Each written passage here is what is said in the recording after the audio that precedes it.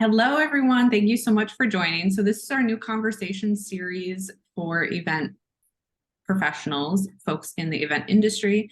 I'm Jess, I'm your host, and today we have Dave here with us to talk about wellness. So excited. I need to get like a cheering emoji or sound when bringing on folks, guest speakers here. But this conversation series is really about, like I said, for event planners in the event industry, to really get these conversations started within their own organization, whether that's with your CMO, your CEO, within your team, moving you forward and giving you support and resources and humans and people and conversation. So it's really about bringing these more innovative ideas into our mainstream planning, getting ahead of it as we can, and getting different perspectives. So Dave, thank you so much for joining us. I'm really excited to have you talk about wellness and get this conversation started. So tell us about you, your background, and all things events. Sure. So I have been in the events, meetings, and incentives world for over 20 years. I know that's going to age me a little bit, but at the same time, I started when I was 5. So, Right. I was Math. I planned my own 5th birthday party. So I count. No, I'm just kidding. All right. That's credential. That's LinkedIn. Yeah. No, I started actually in events doing promotional work for radio stations and sports teams. I just saw it was a stroll down memory lane. There's a new 30 for 30 on ESPN about the XFL the first time. And the first time. Okay. That was my first ever events gig. I was on the promo team. Wow. Like, we drove around and went to places and whatnot. I was on the promotional team for the San Francisco Demons. So the XFL was Vince McMahon's football league. Yes, instead of the wrestling, right? He started this like smash mouth football league. It was supposed to be all rough and tumble, and it was a fiasco. It only lasted a season, but either way, that's how I got my start. And then I went into radio, and then I went into concerts, and then I went into experiential marketing and agency life, and then transitioned into corporate until recently. But along the way, one of my corporate gigs was at 24 Hour Fitness, where I learned to plan, I'm just going to call it healthy meetings or like fit meetings, because it wasn't necessarily about overall wellness. It was about workouts and about food, because we had former D1 athletes, aspiring bodybuilders that were our club managers. So we had to meet a different level of requirement when it came to our internal meetings and events and incentives. Hotels would be like, "Oh, we just did a $1 billion renovation." I'm like, "Great, send me pictures of the gym." Right. Oh. And then the conversation was over because they're like, "We haven't gotten to that yet." And I'm like, "Then I don't care, because that's what my attendees care about." So that was my first real exposure. I was excited to work there because it was a blend of my personal and professional passions. And then over the next few years, I've been working on trying to bring that awareness to event professionals in general, that like anybody can meet like that. You don't have to be there. And then in the last 3 years specifically, the old Pandy came around and taught us a lot more about not just being physically well and healthy, but mentally and environmentally and whatnot. So that's where healthy and fit meetings evolved into wellness. And a few of my colleagues and I from within the industry, including a medical doctor, so that we had proper credentials, we wrote a white paper in 22 about the science and the value of incorporating wellness into events and how it impacts survey scores, ticket sales, etc. And we came up with a name called Return on Wellness, and kind of like ROI. But people hear wellness and they think spa and meditation and yoga and these certain things. And it's so much bigger than that, but it's also so much simpler than that, because a lot of times they're like, "Well, we can't afford a wellness resort." Well, you can do wellness anywhere. You don't have to go to a wellness resort. And so that's where we found that there was an opportunity for market-wide education And so we started a show last year called Return on Wellness that is all about sitting down with industry leaders about the importance of wellness and why it works and how it impacts attendees and why it's a priority. What a cool journey. Like, I think pandemic taught us a lot of things, especially about our health and our bodies and our mental health. So how would you define the term wellness? Because I think a lot of us have, you know, self-care might be within wellness, but like, how do you define that for events or for folks who are thinking about injecting wellness into their event? Yeah, that's a really good question. The thing I always start with is wellness means different things to different people. It is not a one size fits all, except maybe like hydrating and sleep. Like those are two things that everybody needs. Yeah. Water, We're a because you big fan. die. Yeah. Well, because you die without 3 days of water. So, we're going to say water is a critical one. Okay. But we tend to focus on, it can get very convoluted. And there was even a thing a couple years back around toxic wellness, which happened at Goop, which is Gwyneth Paltrow's. Paltrow, yes. Yeah. Basically, people were like shaming each other if they didn't do what they thought wellness was. They're like, well, did you meditate today? Well, for how long? Oh yeah, And that's like toxic. that defeats the purpose. Like it's no longer what it's supposed to be. So Right. we focus on three things when it comes to events that are the starting point, and we call it mindfulness, movement, and meals, the 3 M's. Which is really pretty straightforward stuff. Mindfulness goes anywhere from meditation to agenda design, because you have to give people the brain space to process what they learned. They need to be able to sleep. They need to feel cared for, those kinds of things. Starting a little later so that they can get those first thing in the morning emails out of the way, so that when they show up to session, they're prepared. They're ready to actually pay attention, because they're like, I didn't sleep until 15 minutes before the session, got ready, ran down here, going to sit in the room to do my email, right? Like your CEO's on stage. Yeah.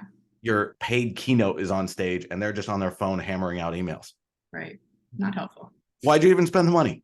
Mm-hmm. So that's mindfulness in a general standpoint. Meals are pretty straightforward, like just making sure people are eating proper things, not a sea of beige, bright, colorful foods, which stimulates people's minds, making sure it's inclusionary. I had a little snafu one time where we weren't thorough enough on our questions about dietary restrictions. Okay. And I had 2 people leave during lunch when they were supposed to be hanging out with their teammates because they couldn't eat anything on the line. Mm-hmm.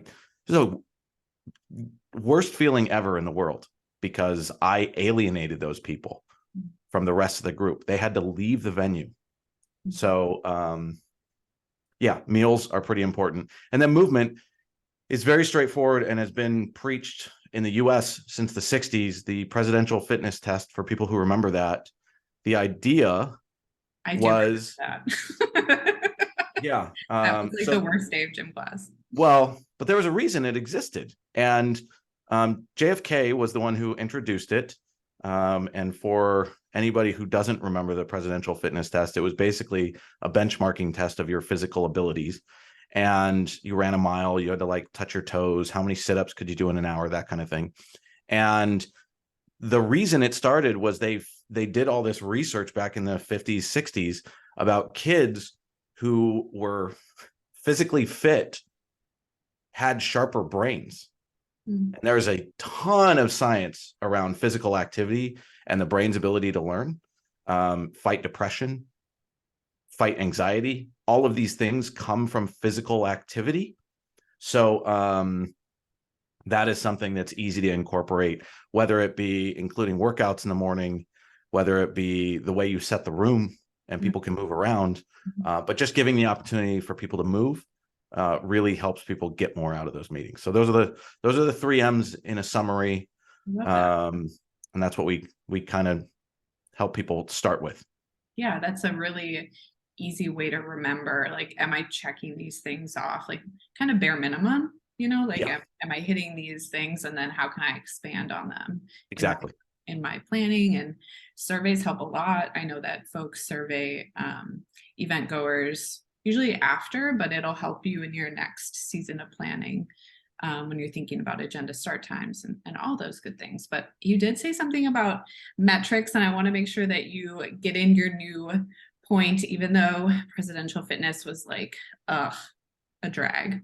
It did provide really important information. So I want you to share your new observation on metrics and wellness. Yeah. So there's a friend of mine who I met a while back at a site event. His name's David Allison, and he has a company called Value Graphics, because I got this research from him, so I want to give him the credit. And Value Graphics is the idea that demographics are dumb, and not in the sense of they're a bad idea, but they're dumb like a flip phone was dumb compared to a smartphone. I mean, And I love slamming my I miss that gratifying to get off the phone mad with someone. Yeah. Anyways. And they're indestructible. So like you wouldn't even crack the screen. But the idea is, if you look at King Charles, King of England, and Ozzy Osbourne, and if you look at their demographic stats, they were both born in the same year. They both live in a castle. They've both been married twice. They both were born in the same country. Like, they're both British male culture. Yeah. There's all these demographics, but they are not the same person. Right? Right. Yes, totally. They're very different people. One is the King of England. One is the Prince of Darkness. But they very well might have shared values. So what that means is, when we're planning events, if we're thinking about what people value, that's the trigger point for people's decision, because that's where people are actually making their decisions, not off their age, not off their whatever. It's what's important to them. So they surveyed approximately 1 million people globally. It turned out that there were 57 core values that showed up over and over and over again. Okay. Now, in the US, we're gonna play a little Q&A here. In the US, okay, where do you think health and well-being landed? In the United States, what's the scale? 1 in 57. Oh gosh, and 1 being like top priority, 57 yes. being end. I'm gonna say 15. 5. Okay. 5. Wow. I mean, it was outdone by belonging, family, relationships, and personal growth. Interesting. Okay. Which some might say, and by some I mean me, you can foster belonging, relationships, and personal growth through wellness activities. When people are working out together, when people are doing a walk together, when people are giving back to the community together, those things are building those other things. And belonging is number 1. By doing these activities together, not only are you supporting their health and well-being, but you're also helping them feel like they belong. Yeah. And that goes back to the question of like, what is wellness? How do you define wellness? Because like, I wouldn't really put wellness into belonging. However, I totally see your merit in connecting. That's really fascinating. Right. Miguel from Skift, he has a term called sweat working, which is when people are, and I saw this firsthand, like when I was at 24, every morning there was a workout. And if somebody didn't show for the workout, like they were going to hear about it. Oh, interesting. Now, obviously, it was a little different of an internal culture. It was like a football practice or a basketball practice. Like, everyone in there during the workout is just,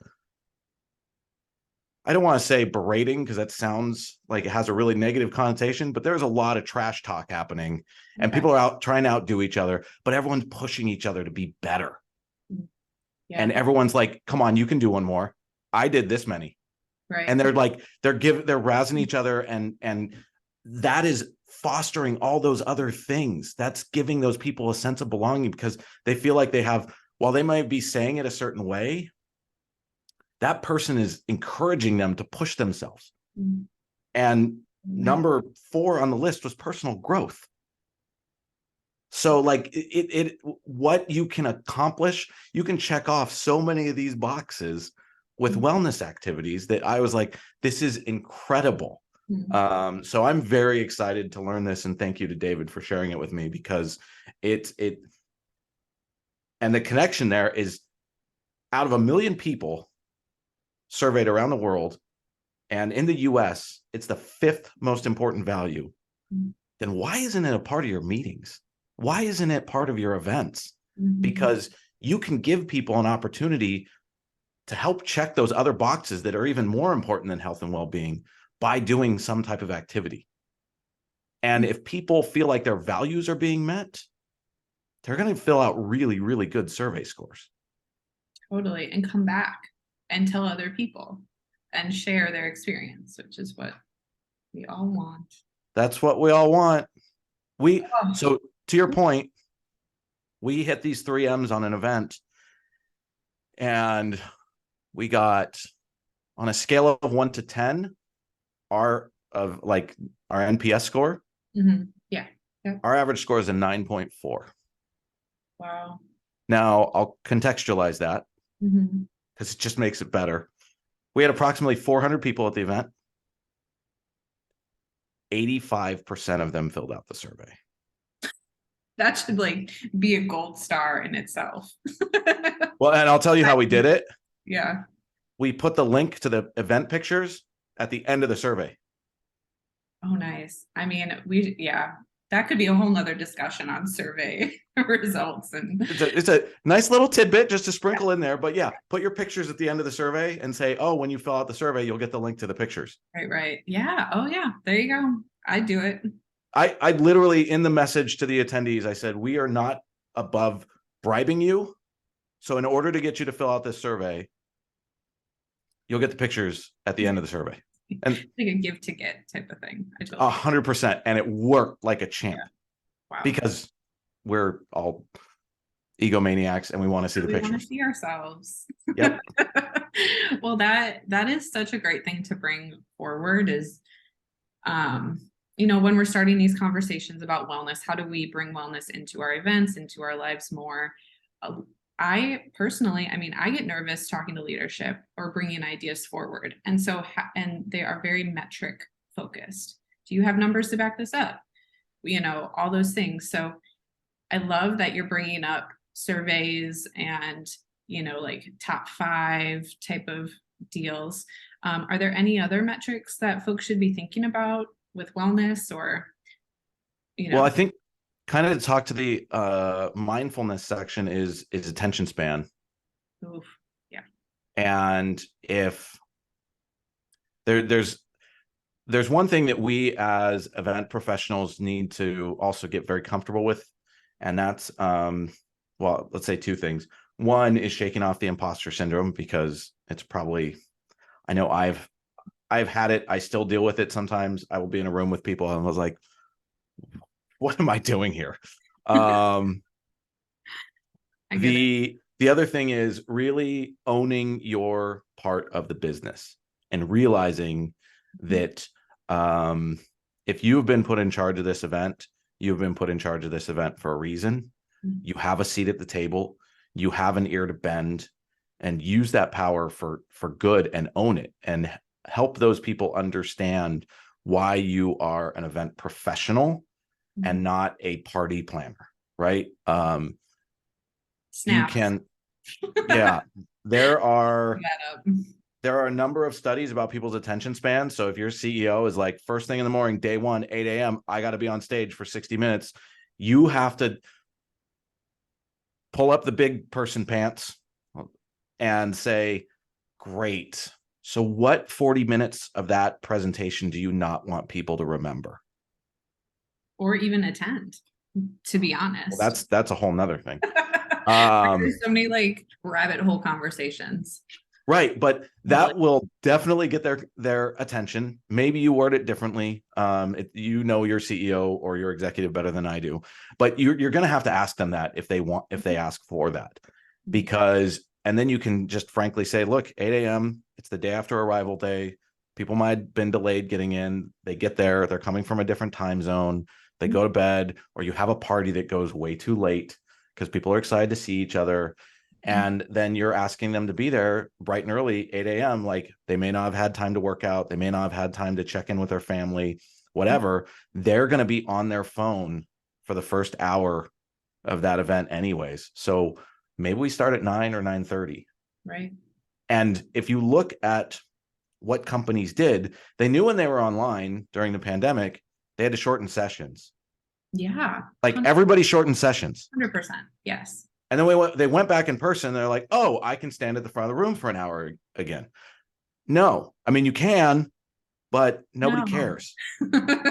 That's why this is only 15 to 20 minutes that we're talking, right? Even that feels long to me. Yeah. So that's totally. That's a tricky thing. But I think you really have to get comfortable with owning your piece of the business and having uncomfortable conversations for the good of the objective of the event. Yes. I feel like there's so many sub conversations that can happen, like the surveys and imposter syndrome, and oh man, so many good conversations off of this. And even virtual events. What's wellness mean in virtual world? Well, right? First of all, I hate the V word. Oh, okay. Online I call them digital events. Well, so I got to go to the Disney Star Cruiser thing before it closed, and it redefined virtual event because I suspended reality, and there's nothing virtual about a digital event. It is hard. It is a lot of work. There are more rehearsals. You have to teach your parents how to use a computer, as in event professionals teaching your executives which is the most annoying thing in the world. Everyone loses patience with their parents. The impatience of it all. Yeah, totally. So that's why I call them digital and not virtual, because anyways, but that can all still be there. You can, and the thing is, I think a lot of people overthink it. You can just pop a phone up and use Zoom on your phone and dial it in. And, I just did a hybrid event not too long ago. And we did a morning breathwork session, and we set intentions for the day. And we just did it via Zoom, and everybody in the room, we just broadcasted on the screen, and everybody outside of the room just watched it on their screen. You could do the same thing with a workout. You could do the same thing with yoga. You could it's not that difficult. But I think when it comes to food, you could definitely share what types of foods are good for your brain, which we have listed in the white paper. As well as your agenda can inspire movement as well by giving people breaks. Love that. Well, I think we are on our time. I don't know, our 15 minutes here. But thank you so much for chatting. This was so great. So appreciate it. How can folks get a hold of you? What's the best way? Do you want to share that white paper? I can put it in the comments. Yeah, I will. I'll send that over to you. And you can find me on LinkedIn at David T. Stevens, Stevens. I'm also on Instagram, or you can search on YouTube for Return on Wellness. Actually, I think if you just Google Return on Wellness, maybe my search results are messed up because I've pulled it up too many times. But if you do Return on Wellness, David T. Stevens, you'll find us. Love it. Well, thank you so much, Dave. So appreciate it. I Absolutely. feel like we're going to keep having conversations, but I'll share all of your links here in the comments. And thank you all so much for watching. So appreciate you taking the time to learn how you can jumpstart your event just by having these conversations. So thanks, everyone.